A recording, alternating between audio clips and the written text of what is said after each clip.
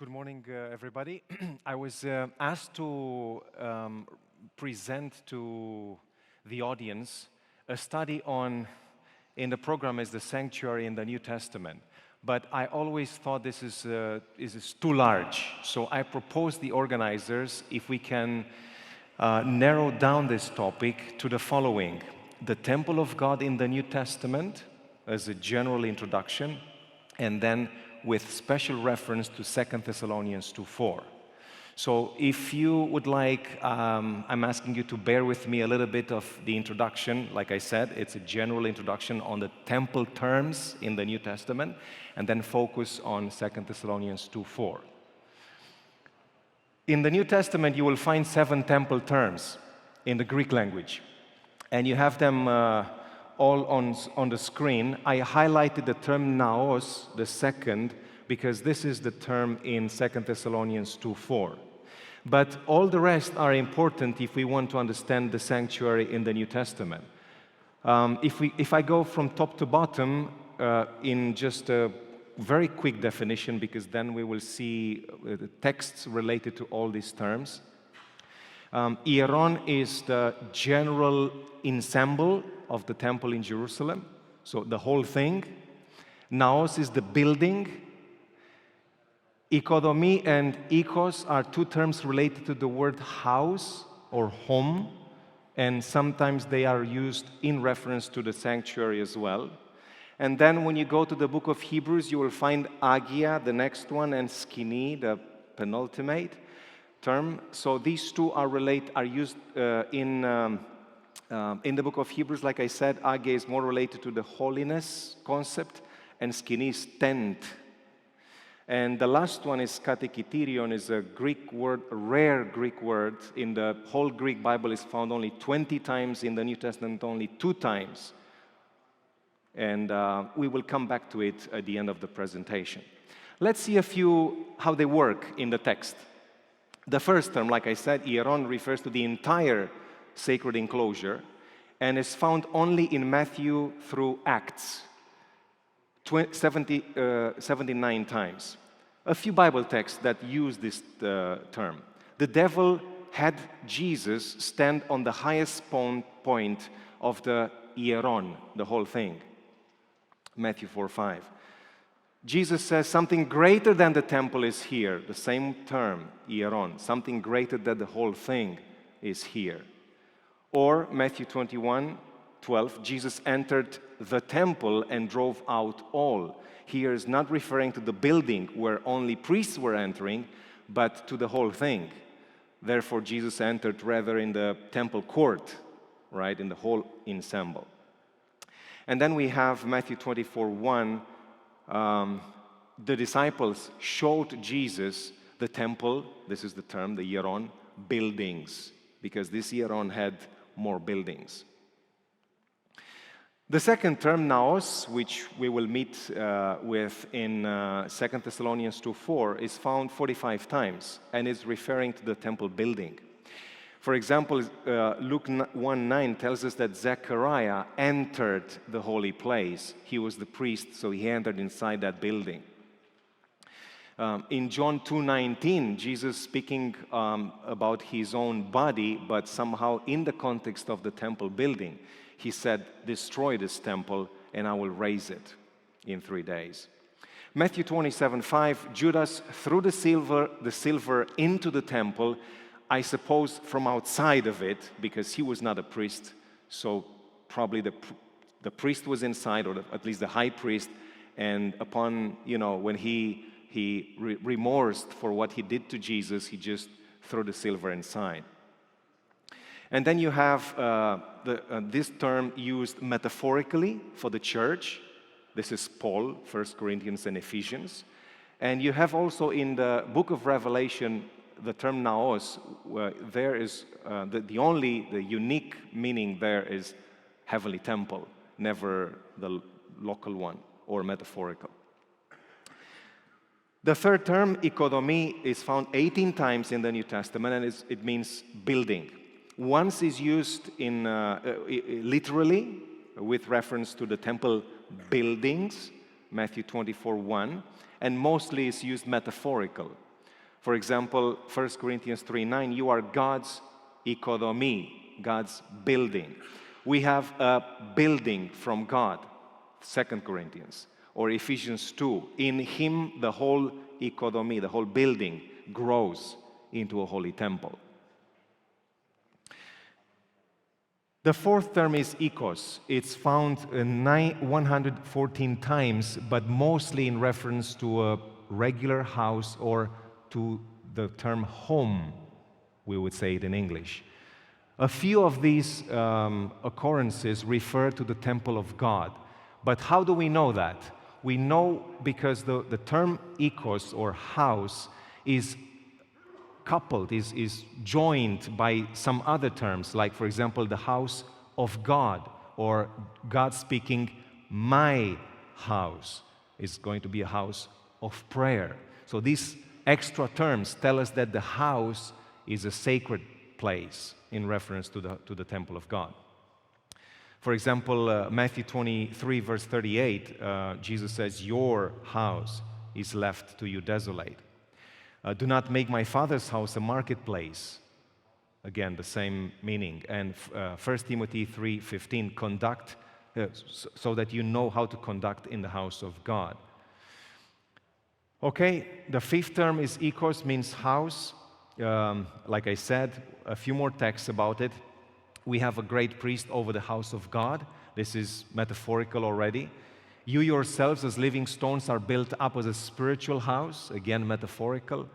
For it is time, 1 Peter now, for it is time for the judgment to begin, starting with the house of God. Again, the term house here, house of God, is metaphorical.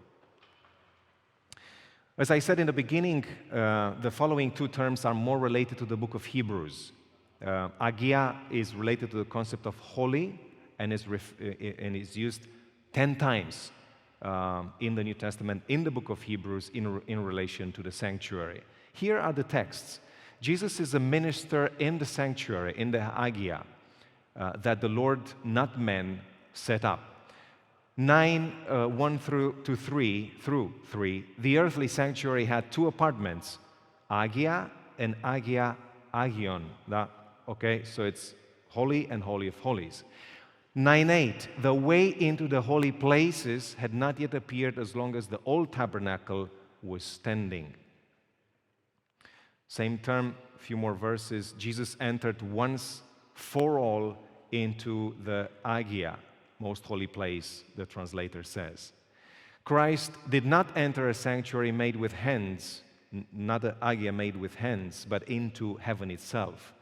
And in 9:25 is interesting because speaking of the earthly high priest and the Day of Atonement is used the word hagia again, but in reference to the Holy of Holies. So the high priest enters the hagia in the sanctuary year after year in reference to the whole thing, but primarily to the second apartment. The term tent, skēnē in Greek, is used 20 times, only once outside Hebrews. The rest of the occurrences are in Hebrews. And here are the texts. Our ancestors had a tabernacle of testimony in the wilderness. So in reference to the temple of the tabernacle, the first building, sacred building of the Hebrew people. And then in Hebrews we find the following. Jesus is a minister in the sanctuary and the true tabernacle that the Lord, not man, set up. We met this text earlier because he's using two temple terms.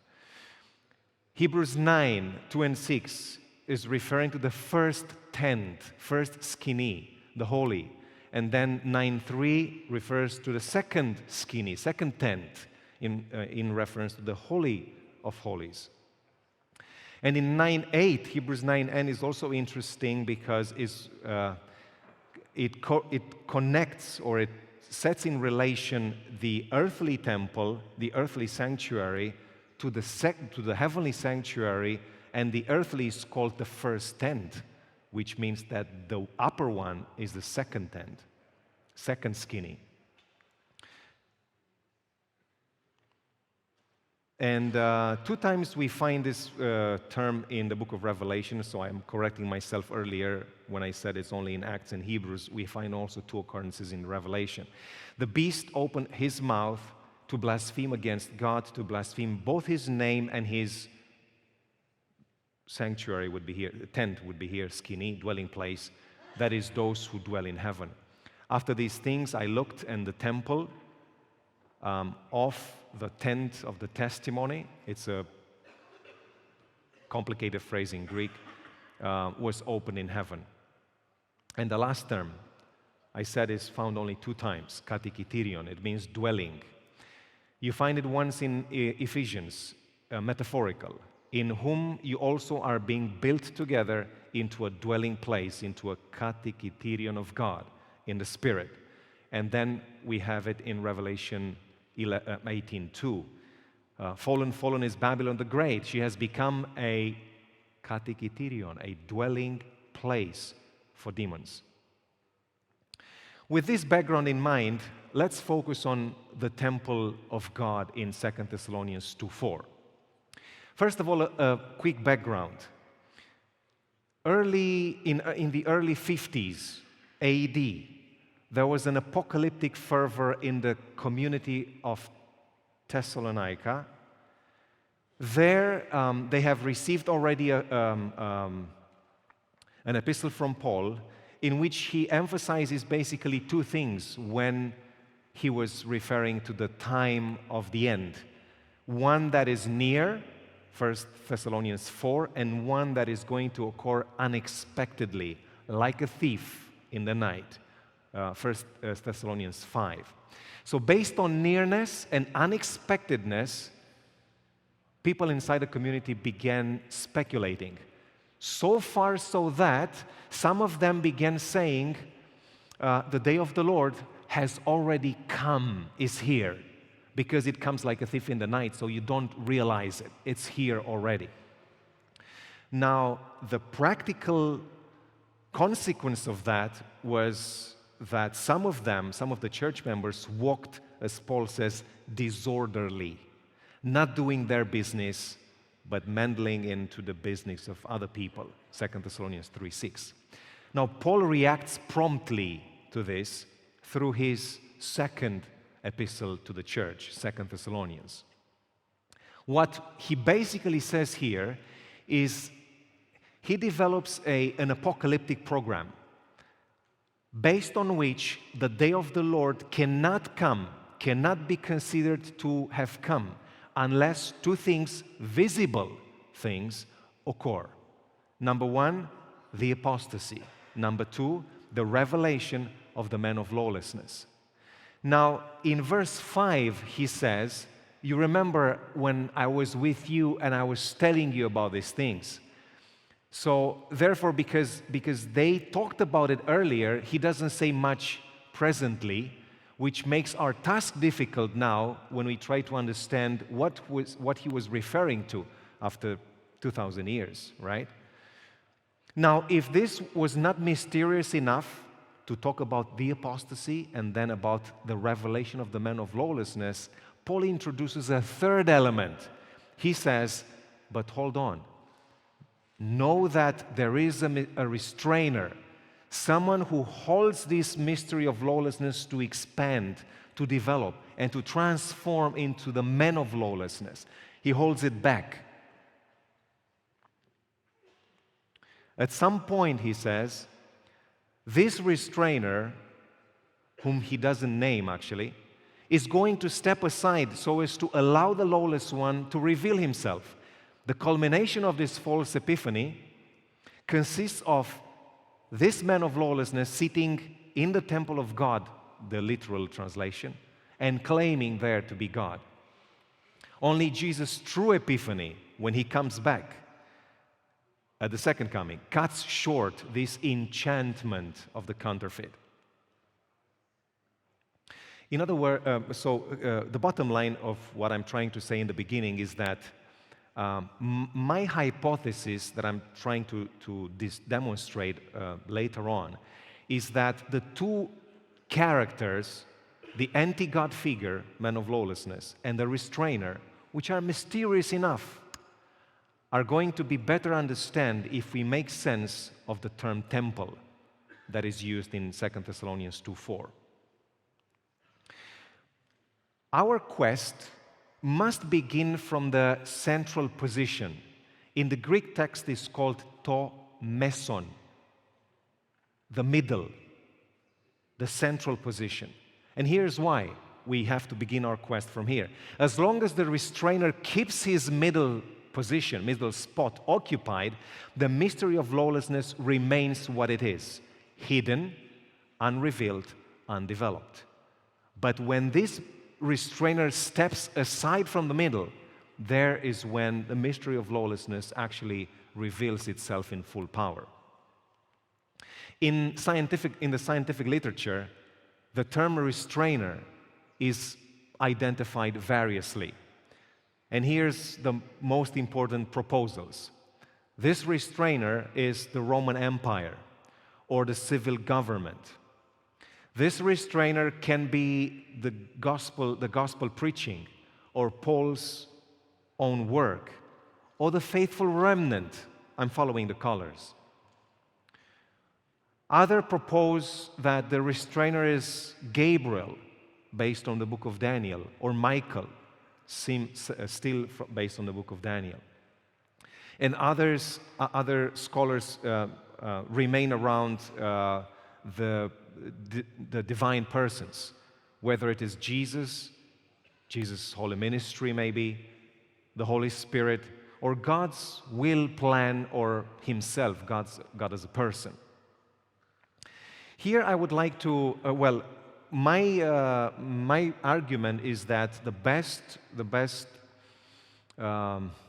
solution to this is the last one. The restrainer is God Himself, and I'm going to show why. First of all, two grammatical remarks. Bear a little bit of grammar here. The restrainer is going to be literally out of the midst. This phrase is rendered in most translations passively. In other words, the restrainer is going to be taken away. Okay? So, not him to go away, but him to be taken away, which gives the impression that the restrainer is a smaller power, later to be removed by a greater power. In parentheses, I wrote you the Greek to see that it's a different construct, a different word. But the Greek grammatical voice is not passive, but middled. The result in translation and in meaning would be that the restrainer will be or go by himself out of the midst. He's not removed, but he moves away on his own choice, which clearly runs out many of the proposals that we saw before. This fits well with God, who moves himself away. The second grammatical remark, number two, the restrainer will be literally out of the midst. This phrase, the Greek phrase ek mesu, or ek tu mesu 2 times, is found in total 95 times in the Greek Bible, and with only 3 exceptions, it is always followed by a genitive of source. I give you an example. 1 Corinthians 5:2, shouldn't you have been deeply sorrowful instead and removed the one who did this from among you? In other words, related to what I said, most of the times this Greek phrase is followed by a source. Something is taken out of a group, out of a place, out of a source. But 3 texts, 2 Thessalonians 2:7 included, lack this source. In these cases, the interpreter has to supply the source from the context. The restrainer goes out of what? Out of the midst. Out of the midst of what? Translators say, out of the way. Not bad as a translation, but incomplete. What is the way or the trajectory of the man of lawlessness according to 2 Thessalonians 2:4? Well, at present, Paul says in 2:7, the mystery of lawlessness is working. Later on, when the restrainer moves away, he is going to be revealed as the man of lawlessness. No more a mystery, but a reality. Man of lawlessness, and in the temple context, he will reveal himself as God. So, the restrainer opposes the entrance of the anti-God figure in the temple, because this is the anti-God figure way. And he steps in the way. The restrainer steps in its way, in his way. This makes me think that the restrainer is actually opposing from the inside, which means or suggests that he is God himself. If I would have to supply the phrase in the Greek text, I would say that the restrainer is going to move away out of the temple. The words the temple I would supply. From the language of 2 Thessalonians 2:4, involving terms such as cultic terms, such as temple, naos, object of worship, sevasma, and God, theos, we deduce that the middle position is not just one of agency or of power, but also one of that steers veneration. It's a sacred context and position. This worship language relegates our discussion in the direction of the Jewish cultus, which had a clearly marked off center, combining the idea of sovereignty with that of awe. Let's look at the divine centrality in the Hebrew cultus. In Exodus 25, verse 8, Moses is on the mountain, receiving from God instructions about the cultus that they are going to begin.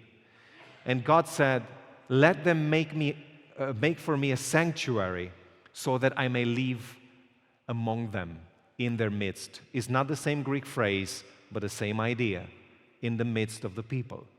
And then Exodus 25, verse 22 says, I will meet with you there, and from above the atonement lead, from between, in the Greek, anameson, in the Septuagint, from between the two cherubim that are over the ark of the testimony, I will speak to you, or with you. So God has the central position in the sanctuary, and the sanctuary is situated in the middle of the people. So really, God is at the center of the Jewish cultus. But before long, Moses is still on the mountain, happens what you see in the painting to the left, the apostasy of the golden calf. Israel diverted from the way, God says to Moses, Exodus 32:8. Go up to a land flowing with milk and honey, God continues, but I will not go up among you. So the initial idea was, I want to live in the middle of the people and to talk with you from the middle of the sanctuary, but I will not do it any longer because of your apostasy. So Moses, as a consequence, took the tent and pitched it outside the camp right away. The first apostasy of God's people looks like a paradigm of the last apostasy envisioned by Paul. Near the eschaton, the greatest falling away will burst inside Christianity, and this will culminate with a devotion to an alternative God. The term apostasy refers to a departure from a particular set of beliefs in the Greek Bible. The term is religious, and its definiteness in English is the apostasy, not just an apostasy in general, but the apostasy, suggests that Paul might have had a unique, maybe complete departure from faith in mind. The context, of course, of this, the apostasy, is the claim for divinity, which would drive me to Revelation 13 if I should connect this to another Bible book. We don't have time to do it now. The bottom line is that in the case of the sanctuary, of the first temple, of the second temple, and even of the ideal temple that Ezekiel saw in his visions, In all these 4 buildings, God is at the center of all. What happens when lawlessness takes the sanctuary? Well, there are 2 possibilities. If lawlessness arrived in the sanctuary by way of the cultus, through the blood brought inside the sanctuary, then it was forgiven. That was the purpose, actually, forgiveness. Symbolically, then, on the Day of Atonement, this was placed over the goat of Azazel and simply delivered in the wilderness. But when lawlessness entered the Hebrew temple through apostasy, that was a different story. During the time of the kings, idols and pagan worship utensils were brought inside the temple in Jerusalem. You have just one Bible text, but there are multiple. The main anomia, lawlessness of Israel, was idol worship, mentioned many times in the Septuagint and even in the Apocrypha. It was precisely the abominable / idolatrous lawlessness practiced in the temple in Jerusalem that provoked God to abandon His sanctuary, as told by Ezekiel 8:6, and somehow recalling the initial refrain of God from staying in the middle of the people in Exodus 32. I'm going out. Now, I want to show you in the following minutes that in the history of the temple, there is this in and out of God. He is in the sanctuary, He protects. He's out of the sanctuary, He just abandons it. And then poets and prophets, Psalm 74 as an example, Daniel 9 as an example, invoked God's return upon His ruined temple. And the Lord listened and He returned. But then He lives again. And He comes in and He lives again. And when you go to the book of Maccabees, second book of Maccabees and third book of Maccabees, in this Apocrypha you will find 3 cases of pagan rulers who want to enter the temple, the Holy of Holies, to plunder the treasury of the temple. And I want to mention them because we have something to learn about 2 Thessalonians from here. For example, in 2 Maccabees 3, you find Seleucus IV first, who tries to enter the Holy of Holies to plunder the temple, but the Lord opposes him and he is not able. But just a little later, Antiochus IV tries to plunder the temple and he is successful. He enters the Holy of Holies and nothing strikes him. He comes out safe and sound and rich. The second, the writer of 2 Maccabees rushes to clarify. The second, Antiochus IV, succeeded when Seleucus IV failed for only one reason. The Greek says, God looked away. So he didn't want to look at what happens to the attackers of the sanctuary. He just looked away, and things happened, and the sanctuary was plundered. In the third Maccabees, 1-5, we have the third story. Ptolemy IV has the same target, the riches of the temple. And he wants to enter the Holy of Holies. And here, interestingly, the working power of the Lord, by the working power of the Lord, the Med king was, and notice this Greek verb, was held fast. The Greek term is exactly the same Greek term in 2 Thessalonians 2:7. So this is the term, the verb based on which, in the form of the participle, we have the restrainer, the one who restrains, the one who holds fast. So God is holding fast here, which makes me think that in 2 Thessalonians 2, it is again God who is the restrainer. Let's now focus specifically on 2 verse 4. The text runs as follows. He opposes and exalts himself, the man of lawlessness, above every so-called God or object of worship, and as a result he takes his seat in God's temple, displaying himself as God. This is Net Bible. Again, a grammar note, footnote if you want. In Greek, one sits in or on, inside something, in a space, for example, or on a throne, on a seat, but not towards something, as we have in 2 Thessalonians 2:4, which is strange. Grammatically speaking, you cannot sit in the direction of something. This is what the preposition means. It's a directional preposition. You cannot sit in the direction of something. It was supposed to be a locative preposition if you want to say he sits in the temple.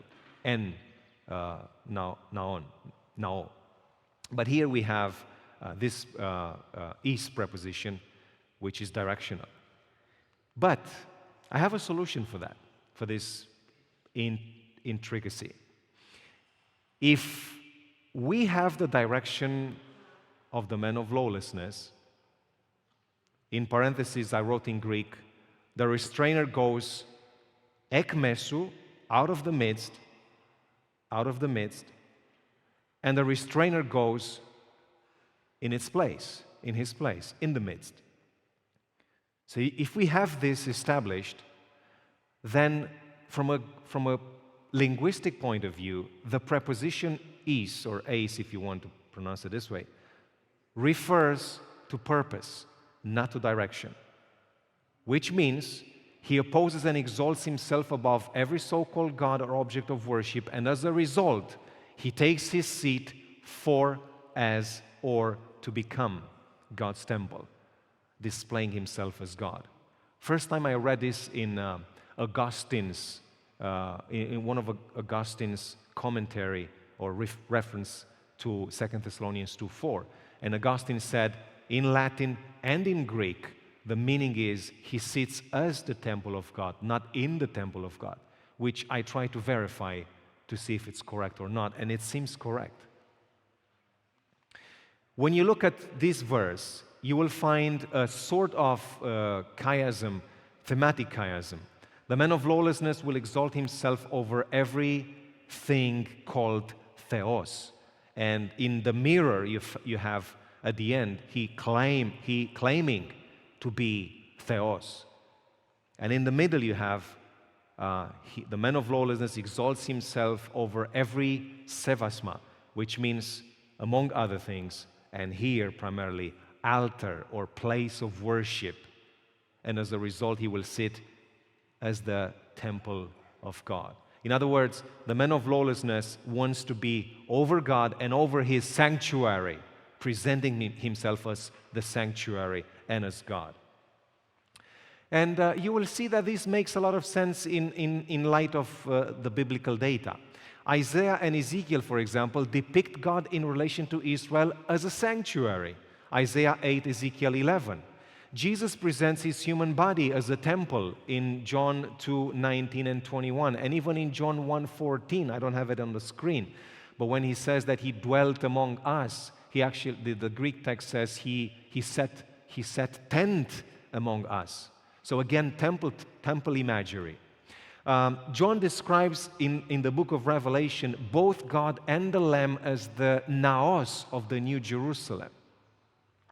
So, in a counterfeit of the true God who is a temple but also has a temple, so the man of lawlessness takes the vacant position of the restraining divine power and fakes God's presence and person, God's sanctuary and person. As one can recall, there was no seat in the Jewish sanctuary. Inside the building, the priests were either moving or standing, but never sitting. The only one depicted as sitting in the temple is God. And this is my third argument, that the restrainer is God. God always sits on the mercy seat between the cherubim. If Paul expects the man of lawlessness to replicate God's temple-like presence, what concrete shape would that take? Aside from 2 Thessalonians 2:4, the phrase, the temple, the naos of God, appears 15 more times in the Greek Bible. And it has 3 possible meanings. Number 1, the temple of God may refer to the temple in Jerusalem. Here is mainly the Septuagint, but also one text from the New Testament, Matthew 26. The second possible meaning is that the temple of God refers to the Christian believers, individually or corporately, the whole church body. And lastly, and this is related to the book of Revelation, the temple of God may refer to the temple, to the heavenly temple. Well, when we look in 2 Thessalonians 2:4, we will see that the first and the third proposals do not fit very well. The first doesn't fit at all. The third doesn't fit well. Maybe a little bit, but doesn't fit well. The temple of God is not a temple in Jerusalem, and here's why. In the New Testament, the sacred building in Jerusalem is called the temple of God only once. I'm speaking from a New Testament perspective. Only once, in Matthew 26:61. But there, a false witness testifies against Christ, who apparently declared that he is able to destroy the temple of God, in reference to the temple in Jerusalem, and rebuild it. But in Matthew, from Jesus' perspective, the temple in Jerusalem is called your house. It's not the house of God. It's not the temple of God. It's your house, the house of you who are rejecting me. The temple of God is neither the temple, the heavenly temple. At least it doesn't fit so well. There is at least one Adventist author who argues extensively for this. He was a colleague of mine at IAS when I was taking my PhD there. But I think he's not convincing enough. And here are a few reasons why I think this proposal wouldn't fit so well. The divine realm is inaccessible to the man of lawlessness, first of all. It's not the strongest argument, but it matters in the whole picture.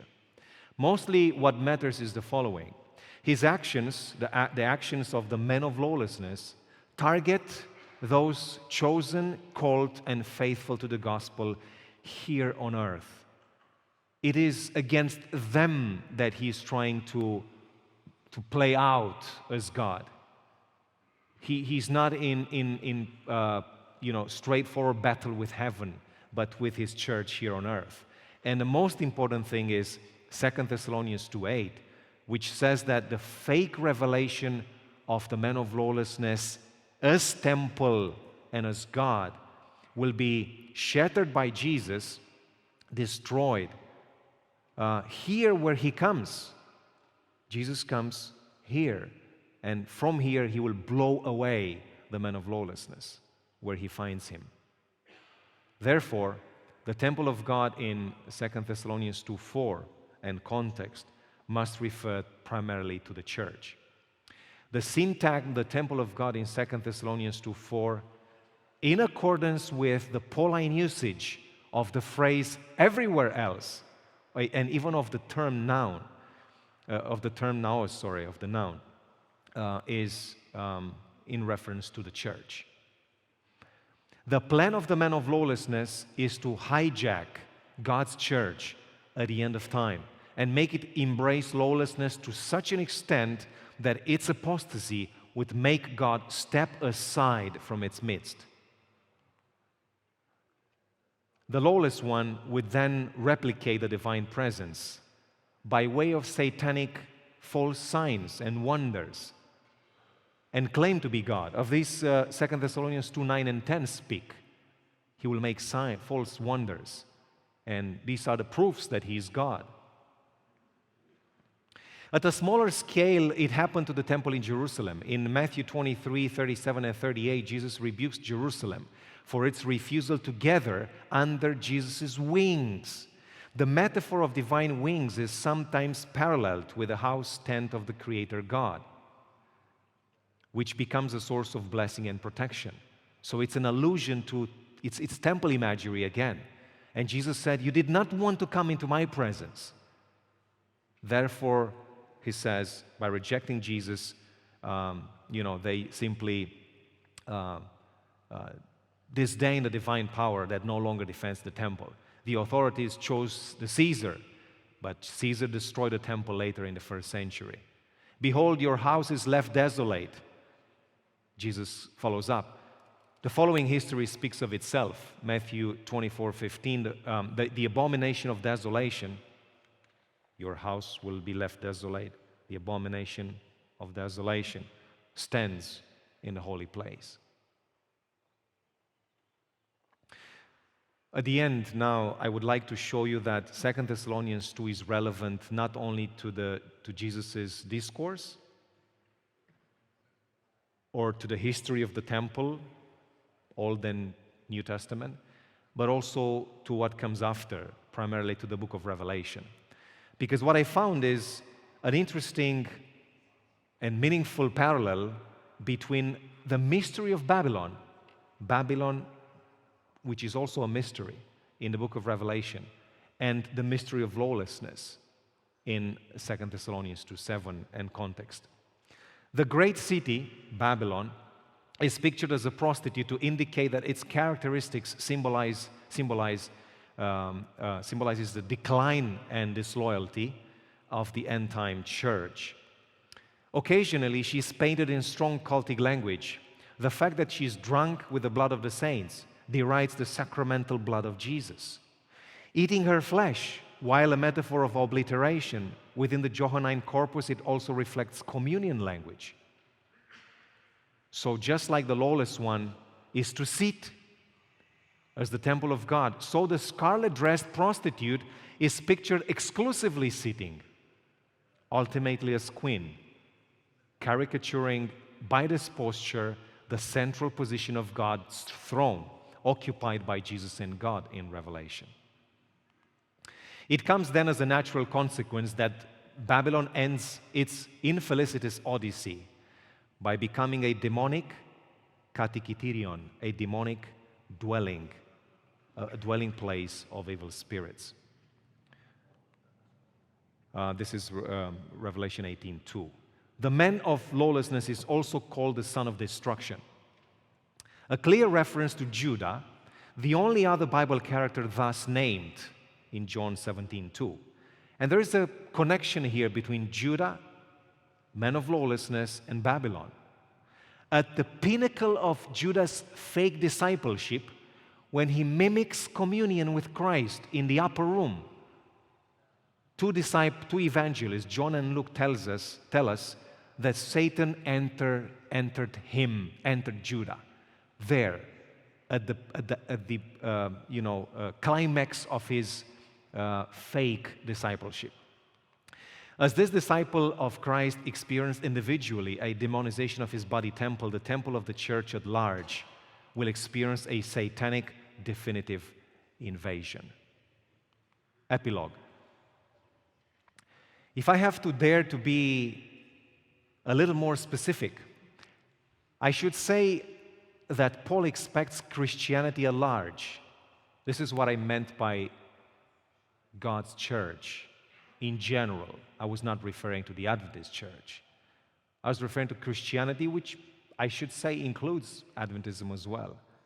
So Paul expects Christianity at large to decline to such an extent that God can no longer recognize it as his earthly temple. As a result, because of its mass apostasy, of Christianity's mass apostasy, God will move away from its midst, which is when the anti-God figure takes over and becomes the alleged divine presence for the abandoned church. I leave you with the image, with a painting around 1500s by an Italian Catholic painter, which is called Sermon and Deeds of the Antichrist. This is what I think Paul wants to say, that really God's temple, the church, will be abandoned by God, and then the Antichrist takes over. Thank you very much.